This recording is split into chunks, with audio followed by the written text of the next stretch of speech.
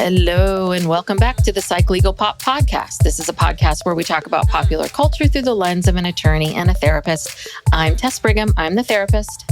And I'm Brooke Brigham. I'm the attorney. And we are back today for Sister Wives, Season 19, Episode 17. Love is patient, love is kind. And yes, this is the thought I had when I woke up this morning. Does Puddle Monkey think that people who watch the regular Sister Wives may not have watched Christine's wedding special? Well, it's a possibility. It's, there's a possibility there are some people out there who that did not watch the wedding special. That basically, I will watch the show, but I will watch no specials pertaining to the show. Well, they could be new that is true. Sister Wives watchers, because the show has gained in popularity over the last few years. So, I don't know. I mean, I guess they can't just ignore it. Yeah. If we're going through time, we can't just ignore it. And, obviously it's a lot less than we saw in the 2-hour wedding special. And I think there may have even been a few little tidbits that we hadn't seen. But I don't know. I didn't mind it because I did pick up on some things that I hadn't really picked up on before. Okay. So. I didn't mind. I get it. I didn't mind watching it again. And yes, it's not as much as before. And I was thinking about, I wonder how long they discussed this, the production company. Should we include it? Should we not? How much should we include? Mm-hmm. But it's just, there's a little bit of this, okay, so we are really just going to watch this again. It's not even in flashback form or anything. It's like, okay. But I get it. Doing it. It's continuity and it makes sense. And you can't keep talking about Christine's wedding and not show the wedding. Mm-hmm. But then, and I don't know, maybe because she wanted to release pictures and stuff, they were like, well, we can't wait till, January of 2025. Yeah, and I'm sure they got a deal from People Magazine. Oh, yeah. And whatever. Yeah. And they weren't going to say no to that. And apparently their contract with, I don't know if their contract is with Puddle Monkey or TLC, probably with Puddle Monkey, but they didn't have anything in their contract that would address this, like a competing, sort of like a non-competition type clause where, you can't shop this anywhere else or take this anywhere else. Like TLC owns the rights to it, but I don't know. Apparently not. No, I guess not. But anyway, that was my first thought as I woke up this morning. So much is happening in the world, but that's my one concern. It is an important concern. I wonder what they're thinking. But I mean, this is, it starts, it's Christine's wedding, and we get Kody, who, is all upset. He's like, I saw Christine's wedding invite at someone's house. McKelty. Was that a preview? That's not how it started. It's not? Well, I thought he started by ranting about how he's been voted off the island. Oh. And these people aren't safe emotionally. Have I lost my mind? That's what Robyn said. Oh, okay. Sorry. Then you go, because apparently I've lost my mind. Well, I think, how they do that coming up, previously. Maybe I got confused. I think that was in the coming up part of it. But the actual episode itself starts with Christine getting ready.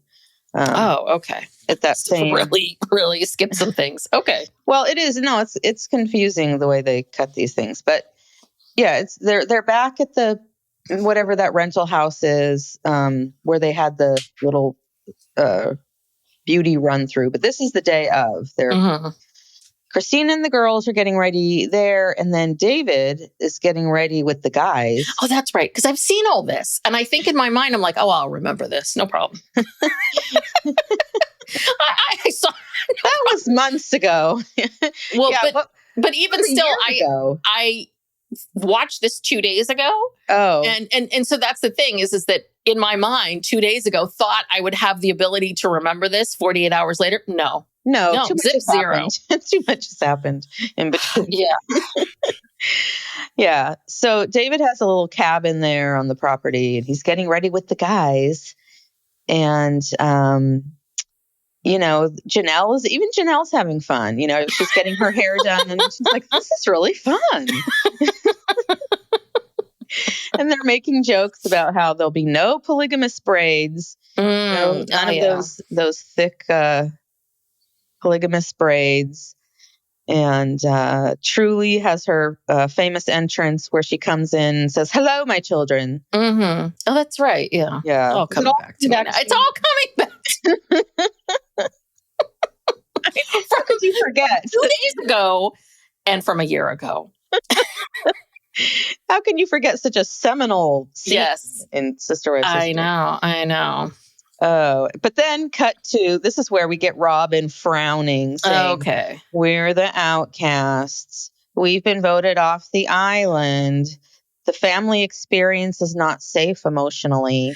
So here's my question. God. So it sounds like what's been happening is Kody's been feeding all this stuff to Robyn, right? About their place in the family. Because Robyn has a story, which is, we got kicked off the island. Nobody wants to be with us. No one likes us. Mm-hmm. Like, we're not cool, Mm-hmm. But who is she talking to? And obviously none of the kids are saying that to her. So it's almost like I feel like Kody's coming in and telling her, feeding all of this to her. She's using this in her brain and running, working it all up and then feeding that to her kids. Because where would she have gotten all this idea from if it wasn't directly from Kody? I think it's partially from Kody. I think then it's also partially just how things ended up. I mean, it kind of did end up that way. Not like Janelle and Christine were intentionally trying to vote her off the island, but the way that their life progressed, they grew in separate directions because, I felt they were very welcoming to her at first, put up with her shit for a long time. And then somewhere around the time, after they'd been in Vegas for a while, and then when they went to Flagstaff, it started to become apparent Kody was spending no time with anybody but her. And they were busy raising their children, and their children were going off to school and doing the whatever. And it just kind of naturally happened, and then they all went to Flagstaff and they tried to start over again. That didn't work. And so, I mean, what does Robyn expect? And then COVID happens and basically Kody has to be at her house all the time. He can't leave the little kids and and all that. And so I don't know, I forget what the question even was, but I mean, it's like, Robyn, you were part of this. Like she like Kody, she accepts no blame, no responsibility, no nothing. It's someone else. And she talks about a little bit later about how the other moms, once they moved to Flagstaff, they quit doing like a lot of the holiday stuff and holiday decorating, and that wasn't fair to her kids because she still had little kids. But it's like, okay, then you decorate for your little kids. It's not these women's responsibility, to make your kids' holidays, festive with their decorations. Well, yeah. And anytime you meet those people that have these families, like, for example, here's a good example. Our mother and her two sisters are all 10 years apart. So our mother's now 80, her one sister's 70 and the other one's around 60. So obviously our mother's experience of life was very different than each of the siblings. And that's kind of the span that we're talking about here. 20 like years a 20-year span. So it's like my mother, it's like mom walking around going, because she was there in the early years when our grandfather was in medical school and there was no money, and like then our aunts got more of the benefit of having, more resources and all of that kind of stuff. But that's the thing. It's like, in what world do you think? Yeah. The people are just going to, that everything is going to be, you know what it is? It's this fairness thing. I don't know. Does she feel like everything has to be equal or fair? I just feel like the two of them, they must work each other up into a frenzy because they have such a story in their minds about their role in all of this, who they are, their place in this. Yeah. And it is. And how they should be treated. And how they should be treated. And you're a little bit like, where? So it has to be the two of them. That's why I'm saying it just feels like she must be getting a lot of this information from Kody. Oh, of course. You're right. They whip each other up.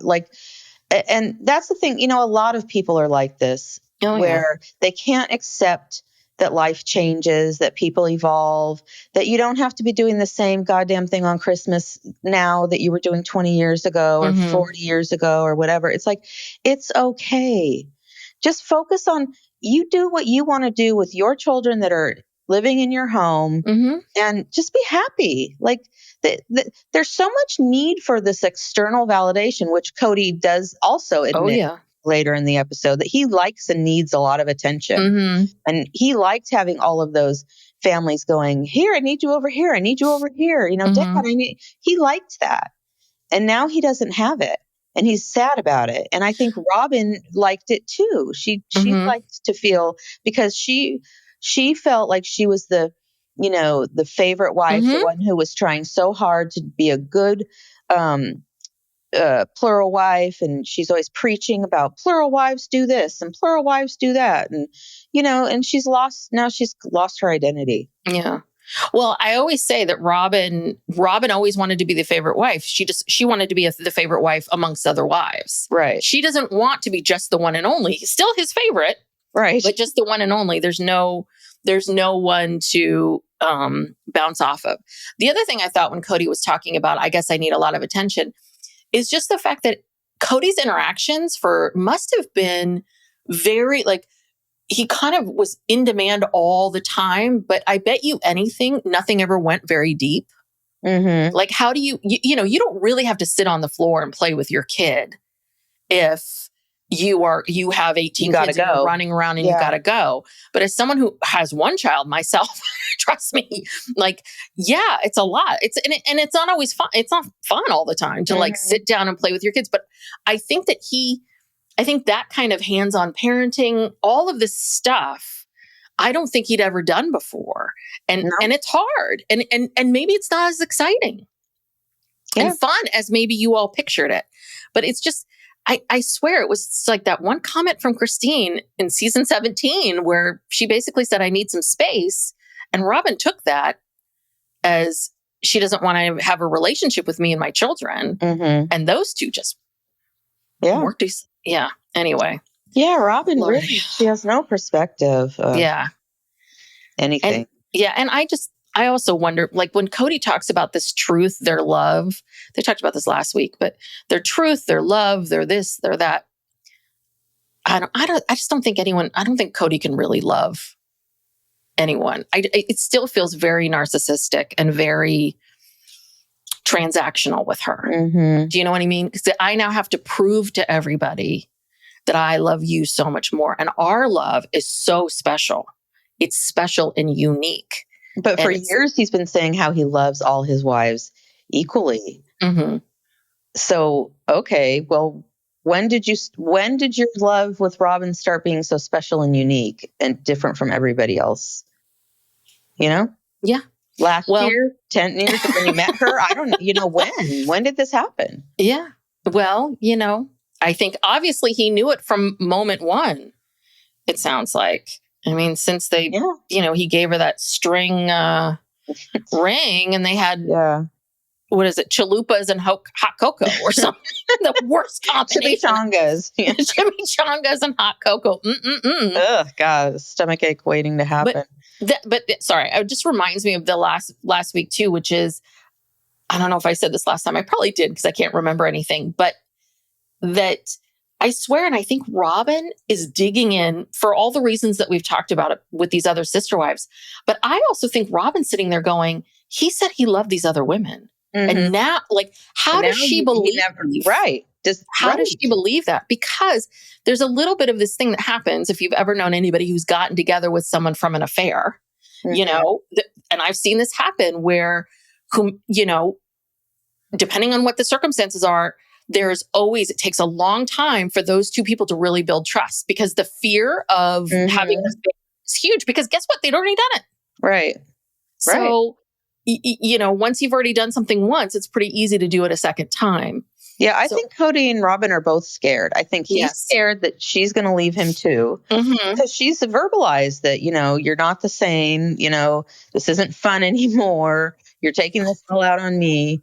And then she's scared that he's going to do what he did to the rest of them and all the stuff with I never loved you and, and publicly humiliate her. Yeah.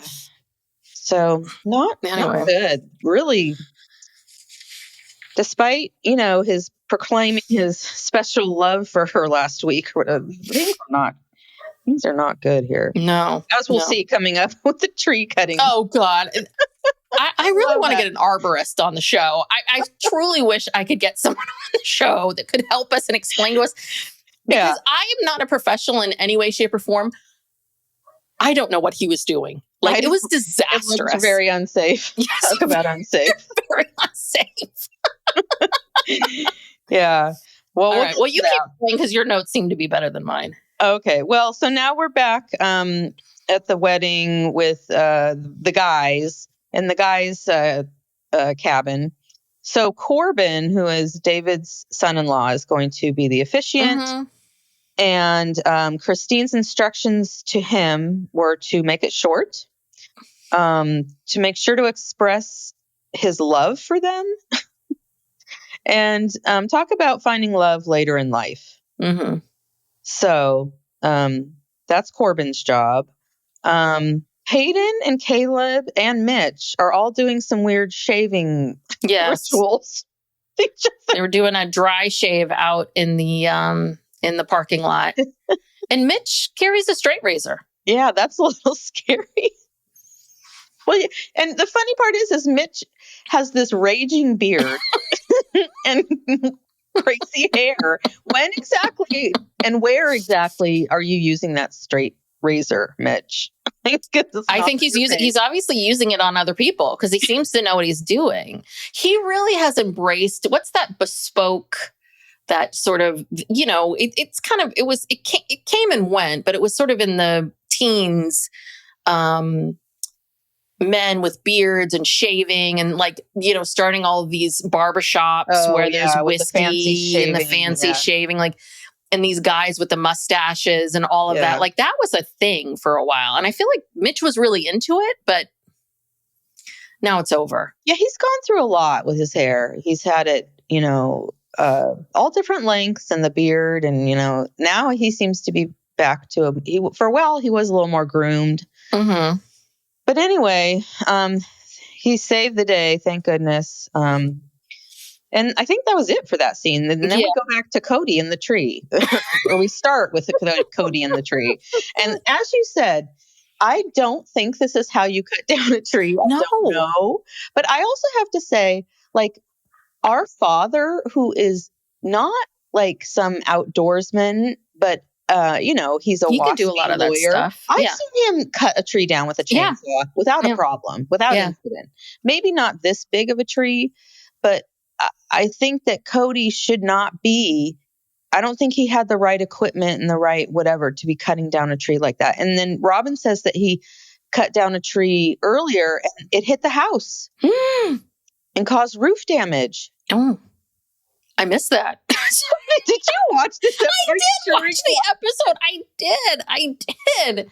I swear I take it all in, but I'm also writing notes and looking, and I'm also thinking the whole time about I'm thinking in my head, Kody. I'm analyzing Kody, what is wrong with this person? But yeah, it's just I get that they wanted to chop down the tree, but they wanted to chop down the tree to make a better view. Yeah, okay. Get a better view of the mountain.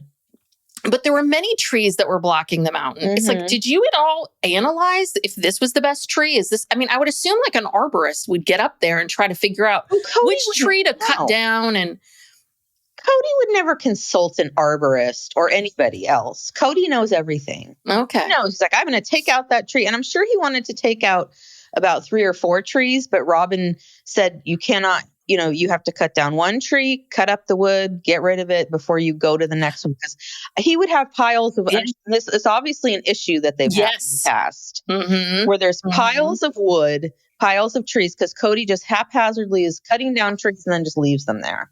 Yeah, that's his ADD. Yeah. But, and that's the whole thing that Christine was saying about how much she loves David. David just... David goes and does the thing and cleans up. Yeah, I thought that was hilarious because it was almost like Robyn was talking to how I talk to Max. I'm like, if you want to bake these brownies, you need to clean up all the stuff. Like, I cannot walk in here and find sugar everywhere. Like, you need to do that. But my son is 17, not 50, whatever. Yeah. It's just, but it's sad. It's really kind of sad that she has to, like, on camera, she has to do it. Like, get a guarantee. He claps back a little bit and he says, well, I'm a monogamous now, so Robyn gets to make some rules. And, one of her rules is, you can't drop a tree till you've removed the last tree that you dropped. Yeah. And that's where they call it dropping a tree. Okay. But yeah, he's like, whatever, he's just he's so infantile. Yeah. He just wants to run around with his chainsaw. And I'm surprised. And his outfit, he put on his favorite outfit, the visor and the gloves. I'm like, he is just waiting for an excuse to put on that visor and the gloves. Well, the visor is pretty much part of his standard uniform. And he's always got a pair of gloves in his pocket. Yeah. He's always got a pair. He's ready to do anything. And he's so frantic. Like, he's running up the hill to grab something. And it's like, I can't believe this man has not cut off a limb or fallen off a roof or, been hit by a falling tree or, you know what I mean? He's so frantic. Yeah. And so the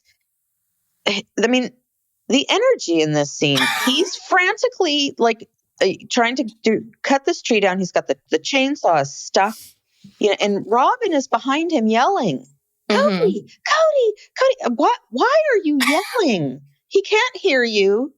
He's not going to stop. She's just yelling. They're both frantic. What is happening here? Well, the other thing too is he keeps telling her, like, move. I'm like, did the two of you why is she down? Why is she standing in the line of this thing falling? She's right behind him, yelling at him. But then he keeps saying, move. Because the thing is, he's cutting the tree down, but he doesn't know which way the tree is going to fall. No, right? He doesn't. He doesn't seem to know that. I don't think he does, because the tree falls right into another tree. Yeah, and that was my next question of, didn't you think that when you cut, because that's exactly what I was thinking, like, those trees are really close together. How is he going to do this? Wouldn't you take an outside tree? And then, that's so bizarre. That's blocking his view. He's got to get rid of that tree. Yeah, okay. At all costs. And then this is my next question, which is, he cut the tree down to go into the forest with the other trees. But if he had cut the opposite way, the tree, I think, would go down on this land. Was that a road down there? Or maybe that was the path up to the driveway? Maybe, but it looked like the road or the driveway. I guess then I couldn't do it that way. Okay, I was like, why that would you do it to the clear space? That would have been bad too. You cut the tree down and it falls. It could have fallen in several different directions, and then the road is blocked. Mm-hmm. He probably has already done that once that we just haven't heard about. Well, so he knows, I can't cut in that direction anymore. Well, yeah, he's cut down at least 1,000 trees. Yes. But you never know it. But the way that he's handling this situation, it's frantic and dangerous. I'm kind of with Robyn a little bit. Like, he's throwing this chain around the tree that he could come back and hit him in the face or something. You know what I mean? He's doing all this dangerous stuff, not really very well protected. No. He's got a short sleeve shirt on. Okay. Yeah. His arm, he's not wearing anything to protect his face other than his visor. Not even some goggles or, protect your eyes, like something. Mm-hmm. Again, I think even our dad knows that. He would probably put some goggles. No, our father does not know goggles. That wouldn't look. That would never, ever happen. But he'd put on a long sleeve shirt. Yeah, I guess so. Just the whole thing seems so bizarre. It's almost like the camera showed up at his house and he's like, I don't know what to do today. We're not doing anything. He's like, I guess I could cut down that tree Robyn keeps bugging me about. And then he just, here I go. Because he didn't seem all that well prepared. No. And again, let's think about this. We're cutting down this massive tree.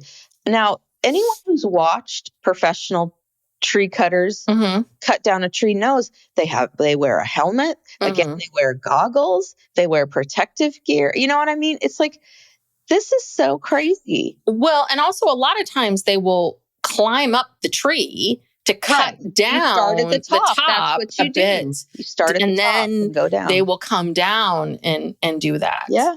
Yeah. So this whole tree isn't coming down. Exactly. There was that huge eucalyptus tree in the lot across from me that was cut down, I don't know, a year or more ago. And I watched them do that. It took them days. And they climbed because it was huge. It had all these branches, way bigger than Kody's tree. But yeah, they scale up to the top and they go from the top down. And it's a very methodical process. And you have to be careful because you can fucking die. Yeah. So, and branches and huge branches can come down and damage property. So I don't know why. I don't know why I'm so like disturbed by this tree thing, but I am. I'm so glad everyone tuned in for Tree Talk. Tree Talk. Tree Talk. I could go on next week. Bushes. I don't know how to trim. Anyway. Well, and Robyn is acknowledging that because Kody, for some reason, he is a little spooked. Like he's not quite. He gets all freaked out about the chainsaw getting stuck. And Robyn said, and then he says, "I'm so nervous. I'm shaking." And it's like, okay, well, maybe you shouldn't be doing this. Maybe you should stop. And Robyn says it could be divorce, it could be COVID, or dropping a tree on the house. But he's scared. Okay, COVID? What?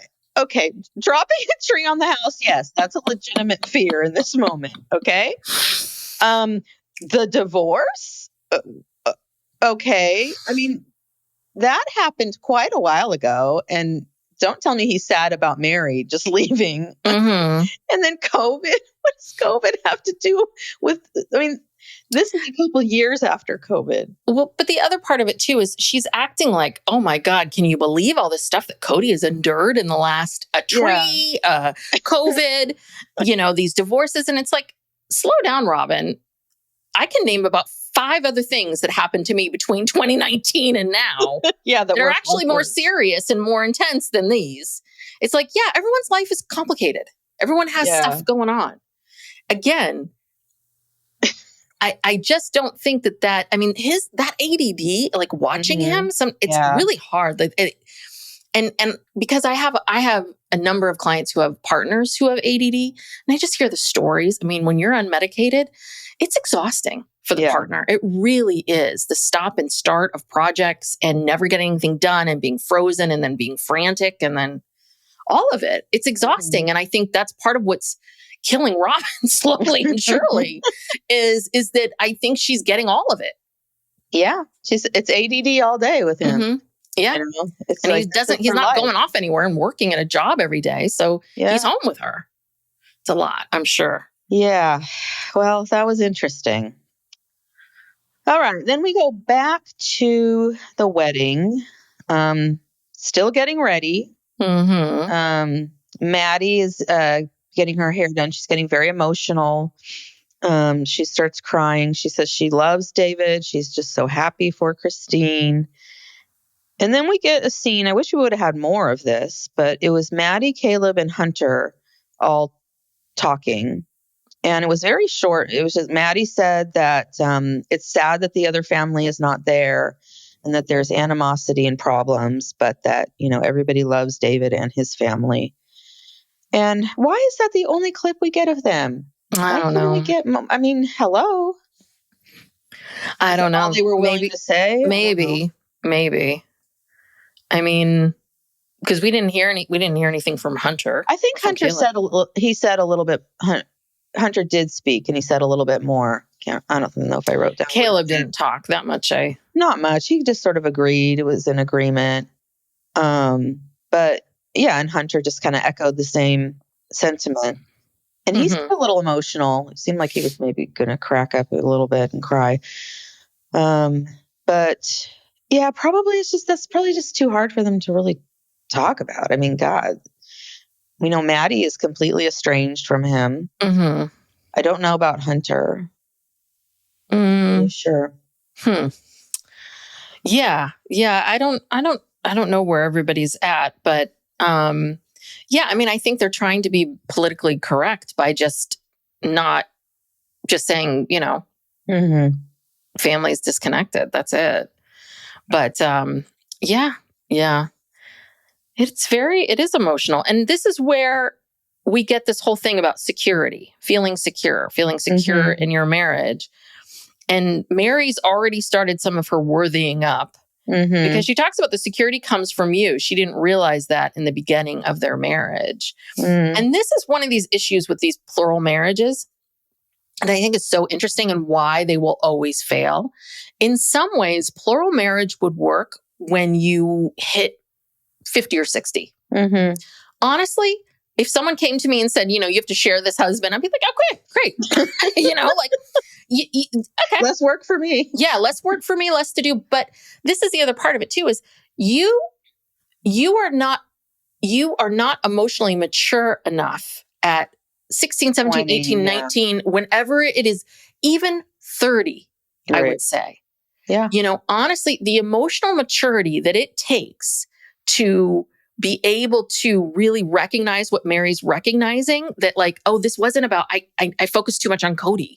I needed to focus on myself. And like all of those realizations, that's the part that's really hard about watching this. It's like they're all realizing it now at 50 something. They're like getting it now. Like, oh, wait a second. This was never my fault. This was never my, like, right. Oh, okay, wait. This is when you should start marrying off down, at this point, not then. And I think there's this other part where I feel like it feels like there's a lot of self-hatred, a lot of, low self-worth that they're each having to kind of like battle against for 20, 30 years. Yeah. Well, that's the thing. They've been set up for failure by this religion. Yeah. It's like this religion tells you that you should be able to do this. This is natural. Kody always talks about how polygamy is natural. And so it's like, no, it's not, clearly. Not with human beings anyway. So they set you up. And remember Melanie and Corey were saying that, they're taught that you're supposed to suffer here on earth. And yeah, you're not going to get the kind of love and attention, whatever. You suffer here on earth in this lifestyle so that you then go to your kingdom of heaven forever and then you'll be happy. So yeah, that's what they're told. And that's just not natural or normal. And yeah. There's no, but so no, there is no 18-year-old or even 25. Like there's no, that is going to have the emotional maturity and the emotional intelligence to be able to do this. No. Hence why, right? Like, people who run successful companies tend to be older. I mean, there is something, and you don't know it until you're older. You really don't until you reach this age of like, and I say this to my clients. I said, a lot of this stuff I'm telling you, I'm not saying it because I'm a genius or anything. I said, it's just because I've lived it and I just know. That's it. So anyway, I really, when Meri was talking about this, I was like, God, you guys really have had to dig yourself out, because don't forget 13 years ago, Meri's husband came to her and said, you've made my life miserable for 20 years. So, this is kind of the stuff they've been enduring. Yeah, anyway. No, it is. It's really sad, and all the time that was wasted. Obviously they had a family and they have children together, and that's, that's great. And then of course the kids wouldn't be here if they hadn't come together, but it just seems like a lot of human suffering.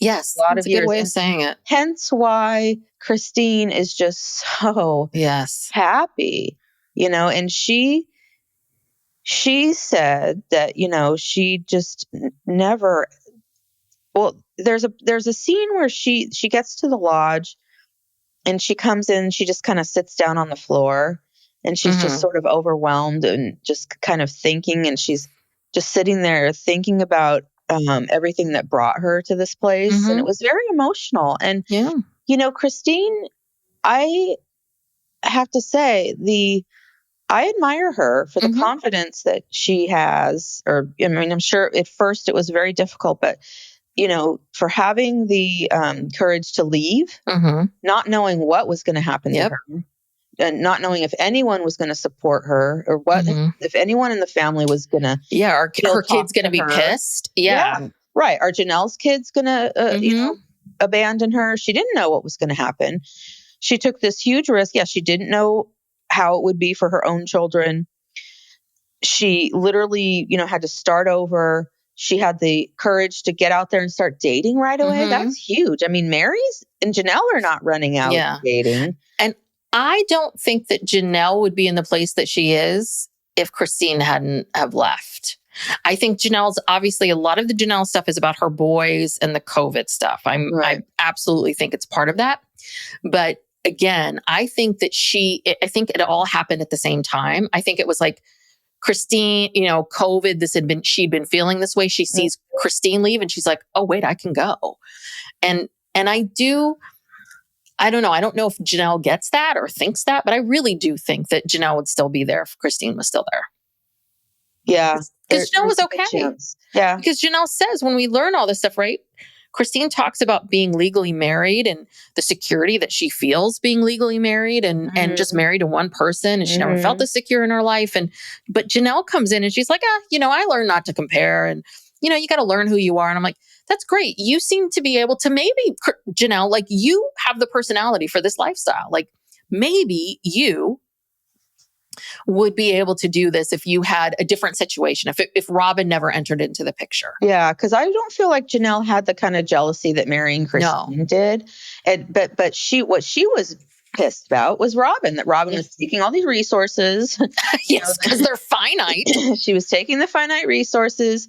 She was influencing Kody too much. She could see through all of that. That's why she, didn't like it. She wasn't jealous that, she's sleeping with her husband or anything.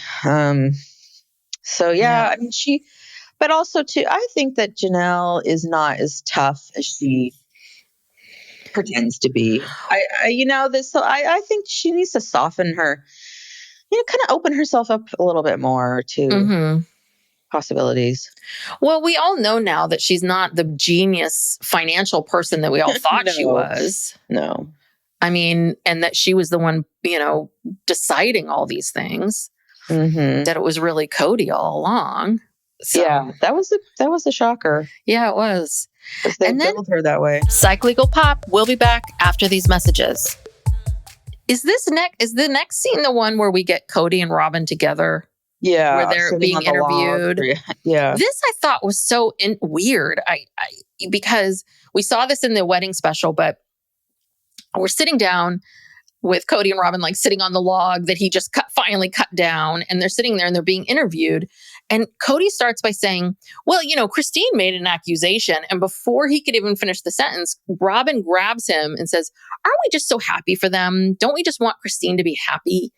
And I thought that was a weird scene back then when I watched this a year ago. And I still think it's odd. I can't tell if Robyn was if she was genuinely trying to just get Kody off the topic, like, where are you going with this? Right. Or is he going to start ranting? And that's a little bit like, ooh, this is not a good look. So I got to control this narrative with him. Oh yeah, she knew because he started a rant that she's heard 20 times before. Yes. And this is where he starts out by saying that, he saw Christine's wedding announcement at his sister's house, which I don't believe. I'm sure someone in the family told him. He was still, I think, good with McKelty at this point. But yeah, no, Robyn knew he was going to go into a rant. And so she's like, shit, we already look bad. Like, we don't need this. And she shut him down because he looked surprised, when she shut him down. Yeah. And that was wise of her to do that. Yeah. But, maybe that's what she's figured out, how to shut him up at home. She's like, oh, God damn it. I'll just let him have sex with me. Just shut him up. I don't want to hear this accusation. But this is when he gets into this whole thing of, it's a whole different world, my life with Robyn and the kids. It's kind, it's pleasant, it's beautiful. Like, I love how he always has to make all these words like, it's wonderful, it's simple, it's beautiful. It's like Trump. Yeah. The big, beautiful, whatever. And then he goes into this, I think I need a lot of attention. And it's weird not to get so much attention. But honestly, I think it's the attention. And I also think that the thing that made you interesting, Kody, is now gone. You really liked being a polygamist because you could be different. And you loved going out into the world, into situations and telling people you're a polygamist. Mm-hmm. You enjoyed it. You all claim that you didn't, but you enjoyed it. So the thing that makes you interesting is gone. I mean, you're still on this reality show, but yeah, that's what he's really upset about. And that his life is kind of basic. Yeah. I hate to tell you. Basic married guy. Yeah. He's a basic B. And that's it. Like, espresso martinis and mimosas and brunch and whatever else makes you basic. It's yeah, but here's what but also he's in a lot of pain. You can tell, even though he tries to act all cool and whatever, because then he says that, his children will always be his children. The door is always open to them. They have to come through the door. Mm-hmm. I'm going to be holding a hand out, but I'm going to be holding this hand, meaning Robyn's, that's next to me, and I'm not letting go. And then he says, I will not cut off Robyn to have a relationship with my children. And there's two things wrong with this last sentence. Mm-hmm. I will not cut off Robyn. No one has asked him to cut off Robyn. Mm-hmm. This is a story that he's made up in his head. Yeah. That his children hate her, making him choose between them and her. All they said was, because he demanded to Gabe and Garrison that they apologize to her. Mm-hmm. And all they said was, apologize for what? Yeah. We didn't do anything wrong. There's no need to apologize. And he took that one thing and then conflated it into all of his children are making him choose between them and Robyn. Mm-hmm. That's delusional. Yeah. Number one. And then number two, I don't know. There's really nobody. I can't imagine anyone in this world that I would choose over my child. I mean, that to me is just, it's very sad. Well, but I do wonder, I think this is the big difference between men and women. I think women will always, for the most part, I'm not saying across the board, but not I do 100%. 100%. But I think we've seen this in our own lives. Like from what I've seen, a lot of women, mothers always choose their children. Mm-hmm. And I don't know, it's because we gave birth to them, or if, there's that the chemicals. I don't know. I don't know why, but you see a lot more men being willing to end relationships with kids because of women. Yeah. Well, I just think, women, I think, are just better, smarter, better, can see the big picture, can see what's important. Mm-hmm. But there's a lot of men who are willing to do that and don't think they're really doing anything wrong. Yeah. Because Kody doesn't think he's doing anything wrong. He sees it as they're doing this to me because they don't like Robyn. Mm-hmm. That's just not true. Well, but at the same time, also, it's like, I love Robyn, so you have to love Robyn. Right. And there's a little bit of like, anytime you bring someone into a family, like if you get married and you bring your partner into the family, it's a little bit like, listen, you have to be nice and cordial, but you don't have to like that person. You didn't choose that person. Right. You don't have to become best friends with them. And that's the thing is that he gets into that narcissistic, us versus them. You're either with me or against me. There's no in between. And that's the problem with Kody, is there is no in between with these things. Mm-hmm. He cannot see the shades of gray of any of this. No. And he can't really get that. And the part that really bugged me was much more of the door is open. So he thinks he's being really so kind and caring. Like the door is open and I'm going to reach out my hand. And it's like, no, leave your house, walk outside the door and walk to your kid's house. That's the problem. Make a move. Yeah, make a move. Do something. And then he always claims that he called. I called Gabe. I called it. Well, that's real. That's not enough. Like a phone call is not enough to repair this. You need to call Gabe and say, Gabe, I really need to talk to you. When can we meet? I want to talk to you. And then come prepared to really talk. Yeah. And hear his side and be open. Yeah, it's going to take a lot more than some random fucking phone call and then just leaving a message or something. It's like, that's meaningless. Yeah. You have to reach out affirmatively and say, I want to talk about this. I want to heal this with you. When can we get together and talk? Yeah. God. God, do we have to do everything? Yes. Pretty much. All right. Then we go back to Moab. And we see the ceremony again. Yes. I forgot that Truly was the ring bearer. Yeah. She was so cute. And I have to say, I've heard other people on other podcasts kind of give Christine shit about her dress, that it was didn't fit. And because it wasn't tight enough or something. And I want to say, number one, I think what happened was, I think she lost some weight in between the time. Because when she had the wedding dress fitting, it fit much more snug. I think she lost some weight in between there, which brides do. And also, when you're a lady of a certain age, it's not easy. You don't, no, I'm serious. You don't want some tight dress. You want to be comfortable. You want to be, you want to look good, but not trying. So I don't know. I'm like, God, I thought she looked great. I thought the dress. I mean, she looks, she and Janelle both, look so much. Even Meri too. Like, the only one that looks worse is Robyn. Yeah. They've all had definitely a glow up for sure.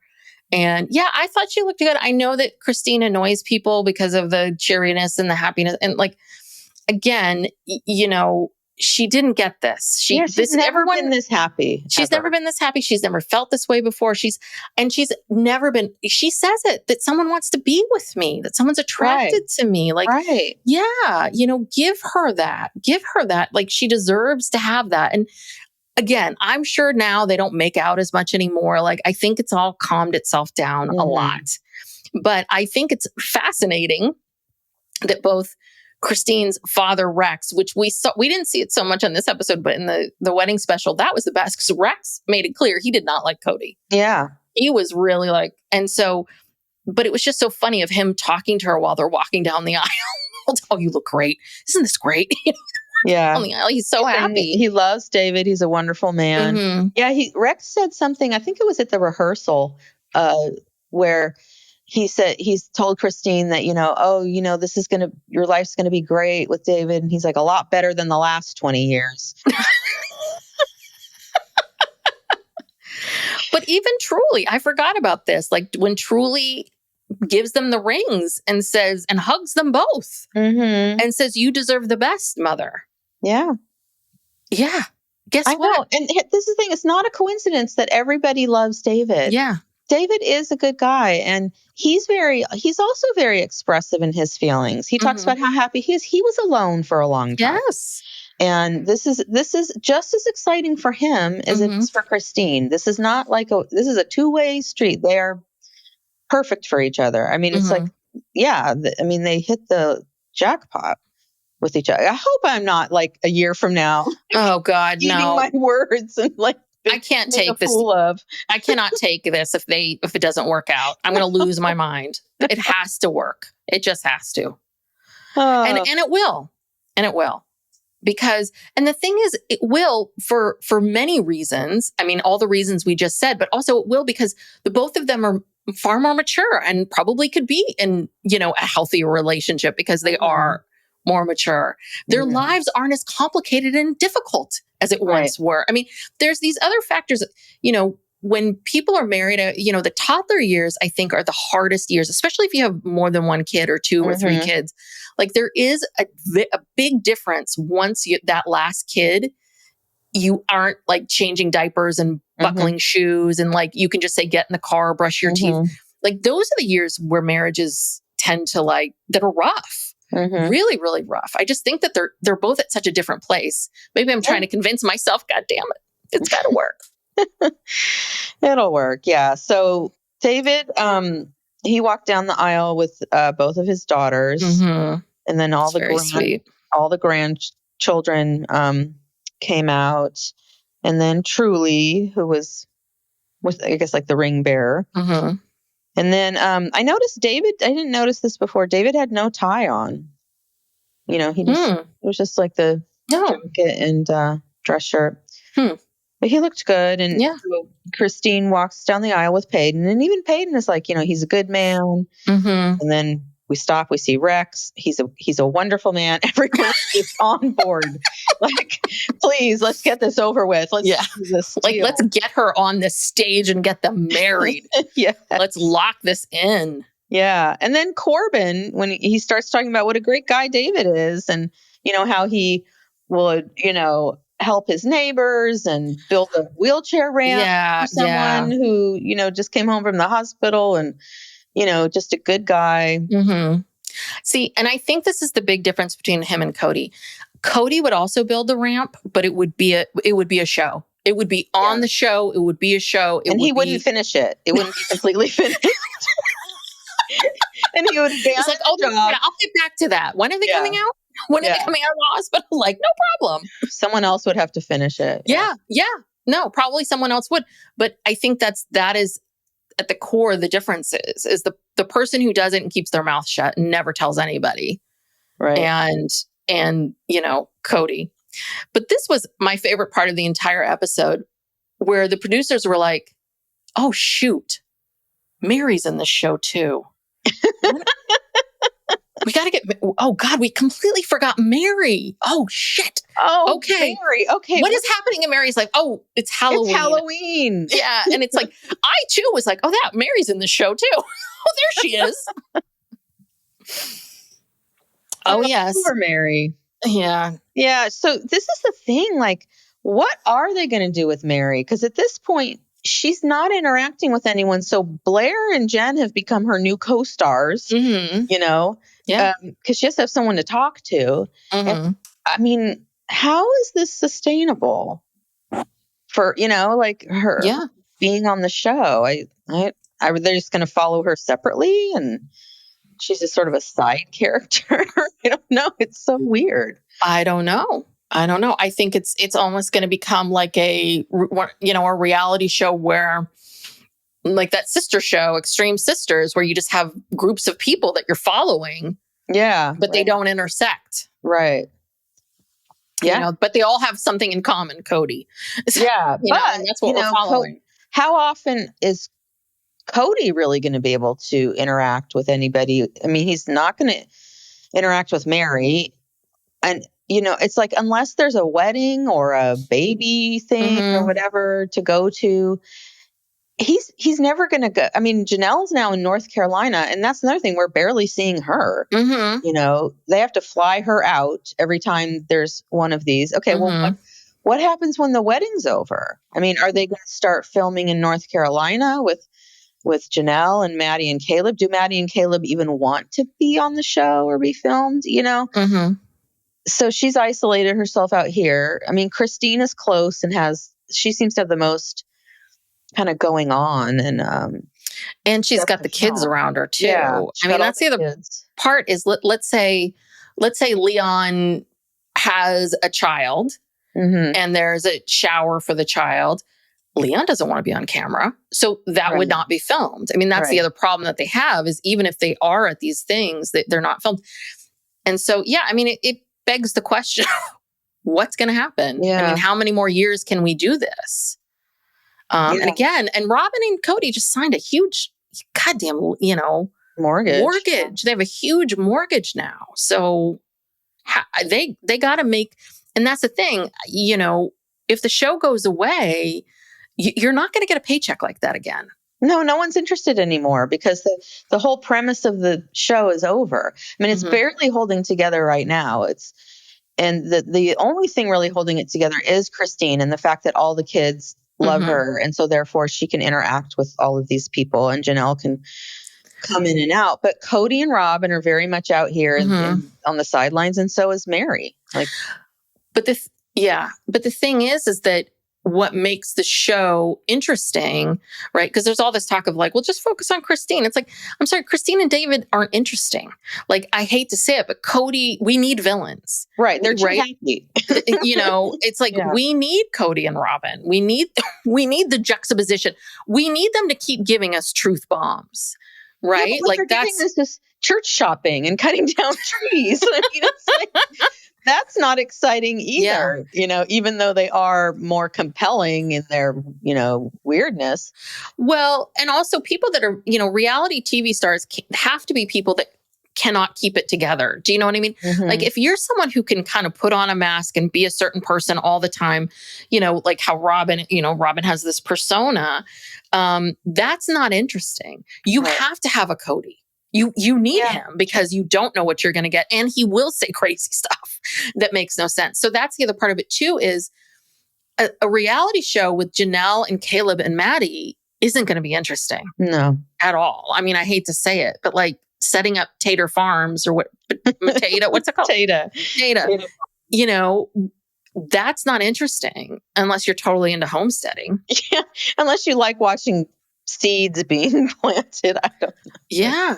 Yeah. So the whole group has to be together, but they've got to find some way to get them together or something like that. I don't know. Maybe they need to do what they do with Housewives, where they put them all in a house in the middle of like Antigua or something. Yeah, they need a trip. They need a trip. Yes, the Brown family trip to, somewhere. And they all have to rent a house, in an island somewhere. Well, I thought I saw on social media that they did have a kind of a reunion after Garrison died, and it was in Wyoming. But I'm sure, obviously, Kody and Robyn weren't there. Yeah. So it was just, again, it was like Janelle, her kids, Christine, some of her kids, because I saw pictures of it. Oh, wait, and Kody and Robyn weren't there. Like the reunion was. I highly doubt it. Okay, got it. Yeah, I can't see that happening. Anyway, okay. So Meri, this seems to be the beginning of Meri's haunted Halloween, because she's now doing this. I don't know how many years she's done it, but she decorates the inn at Halloween and charges people to come through. And some people on social media that have gone there and said it was pretty good. Yeah. That it was worth the... I've never liked haunted houses or gotten them or enjoy them. And it's not worth whatever they're going to charge me to walk through one. I don't like being scared. Yeah. But I don't think this is a scary haunted house. I think it's just like one of those things where everything's decorated and there's a lot to look at, and it's fun. And she talks about how Kody really never liked Halloween, and he would call it, I think this is also part of the religion too. They call it the devil's holiday. Yeah. Cause I went out with this guy once whose family, he was from the South and very religious. And that was the same. His parents wouldn't let him trick or treat. Some people like that. Yeah. Because you're begging for things and you're worshiping, Yeah. Yeah. And I remember, I think it was it like season 1 or 2 of the show. Remember when they all went to a pumpkin patch, and all the kids got a pumpkin and they brought them home, and they actually then like got dressed up and went trick-or-treating. And they were saying, I forget, one of the adults said that some of the kids had never carved a pumpkin before. And I think some of the kids had never trick-or-treated before. I think it's Robyn's kids. No, Robyn is the holiday person. I think.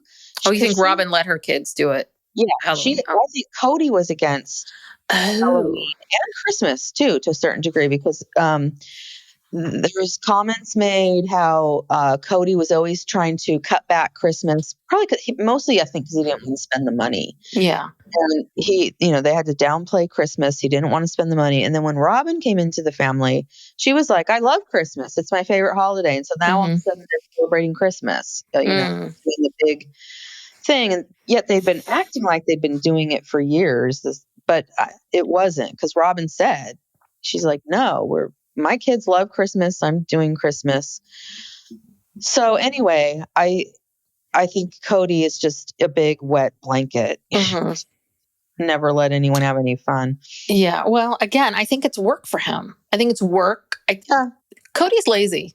Yeah. I mean, for someone who runs around a lot, like, but again, and I don't know if it's the laziness. I shouldn't say that. I really do think a lot of this is the ADD stuff. Like there's true laziness and there's the ADD procrastination. But I think that Kody is, and maybe this, I don't know if this is men and women. I think women do, when it comes with kids, we tend to do a better job with playing and doing things that we don't particularly want to do. Right. Because we know our kid wants to do it. Right. And Steve was always like, why are you wrestling with him? Don't do that. And I'm like, but he likes it. Like he doesn't want to go get his nails done with me. That's never going to happen. That's what I would prefer to do. Yeah.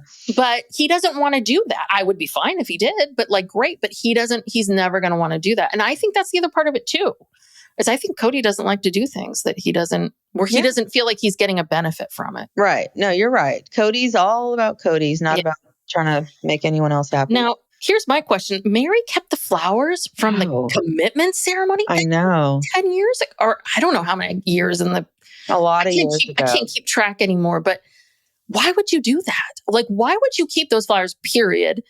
And then... Well, you're talking about the woman who kept that quilt. I guess. I don't know why I'm surprised when we watched her ripping apart t-shirts last week. So gently, not ripping apart, gently taking the seams. Preserving it. Yeah. No, she's kind of a pack rat. She's the one who had to buy this whole inn because it was part of her family and she couldn't let it go. And, is into saving furniture from, the beginning of the 19th century. And I mean, I guess so. She's just someone who just keeps everything. But how many more of these are we going to have to go through where we we take the ceremony and, that's great, let's put it on the grave. And, we've seen this. We've seen this 4 or 5 times. Got it. Yeah. You're breaking ties with Kody. You're ending things. You're changing the flowers. Yeah, it's like, we know, Meri. We know. We understand. We're with you on this journey. We just don't need it repeated over and over again. Yeah. As she sits here and tells us how she's totally over him. So, and she talks about how she always decorated for every holiday before they moved to Flagstaff. And then when they moved there, no one was around. No one ever came to her house. And so she just stopped. And that was kind of sad. Yeah. Yeah. And this is where Robyn says when they moved to Flagstaff, some of the older kids and the moms weren't interested in the holidays or decorating in the same way. And it's like, yeah, Robyn, because, they're not toddlers. They're not. Well, here's another logistical thing, Robyn. When you're a kid, you get at least 2 weeks off for the holidays. When you get a job, Robyn, I mean, when you have a job, they give you you're lucky if you get to leave at noon on Christmas Eve, and then you get Christmas Day off, and then you have to be back on the 26th. So my guess is, I think that they wanted those kids, they wanted people to fly in for the holidays, and they were probably like, I don't have that much time off. Right. Yeah. And I'm not willing to spend my 1.5 days off. And that's another one too. That's a good point. I see this a lot where my clients, because they're young, this is another thing that happens where the parents expect that you get 2 weeks a year, and that those 2 weeks are going to be used up going there. And it's like, but they have dysfunctional families, or the mother's mentally ill, or the dad's an alcoholic, and it's not a vacation. It's stressful and difficult. And then they never get a vacation. And that, to me, it's a big deal. I've had to coach many, many of my young people on how to tell their parents, I'm not coming home. I'm going to Mexico with my friends. Right. Yeah. And go. And you have the right to go. Yeah. No, it's hard. I know. I've been through that. It's hard when, because when kids first go to college, they do come home for Christmas break, and they usually come home for that first summer. And So, and you're like, oh, this is great, but then they stop. Then, I'm going to Mexico for spring break and I'm not coming home for the summer. And like, I had to go visit my daughter for the holidays because she had to work. So if I wanted to see her, I had to go there. Yeah. It's fine. I'm glad she wanted me there, and it's like, again, it's this inability to grow with your children and grow and change and evolve as a parent as your kids grow and evolve and become young adults and start to have their own lives. Yeah, they deserve a vacation. It shouldn't all be just running back home to mom and dad. But you could see Robyn's thinking, like, and this is the thing, is like there's zero understanding, zero empathy, zero compassion, zero anything, any kind of understanding on her part. It's like, oh, let's just throw a bunch of people under the bus. Like you're like, as if the parents and the kids are intentionally denying your children the same holiday traditions. Right. And it's like, nobody is doing that, but that's the story. That's become the story. And that's why I'm saying, like, I think that the seed has been the two of them of just keep watering that seed over and over again. Kody's always he's always from day one expected that all his kids were going to come back and live with him, which I don't know where he got that delusional idea. And then, and Robyn expects her kids to have the exact same experience that the older kids had, which, as we discussed, they're not. They're very far apart in age. It's never going to happen. And Robyn doesn't understand how the life works for young adults because she's forcing her young adult children to live at home and won't even let them live in the friggin' dorm. They can't even shop for a church on their own. No. I mean, that's cruel. That is cruel. I highly doubt that they all want to be living in that house. I'm sorry. Brianna is so horny. She wants to be in the dorm. She wants to meet a guy. Yeah. She wants to meet a guy. I mean, she wants out. She wants out. And they won't, someone needs to do an intervention and let them know, you can leave. Legally, there's nothing keeping you here. Yeah. I mean, really I can't wait for them someday to come out and talk about. Oh God, that's a show I would watch. Oh, I would watch that show. Yeah. Dayton, Aurora, and Brianna, tell all. Going rogue. I want to hear it all. Yeah. Because it's just unnatural what she's doing. And then she gets mad that everyone else is not doing this horrible, unnatural the same weird, unnatural thing. But that's the part that just bugs me, is there's just never a moment of ever taking a step back and looking at the situation and looking at it from some other lens. That's why I think, because the two of them are so isolated, I think this is this dance they do all the time. All the ways in which we've been brutalized, or all the ways in which we've been denied or voted off the island or whatever. Exactly. Boy, they really got the two of them. They just must every day just go through this. Anyway, this was very interesting what Meri says, that she says that she has been hiding her true self. She says, I wasn't being my true, authentic self because the people I was around, I wasn't aligned with. Somebody went to therapy, because that's her line was so therapist-y, I could tell.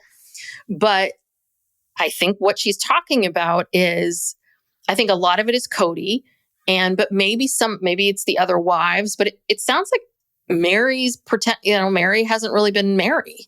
That's what she's saying. Yeah. And she's been trying so hard to please Kody all this time.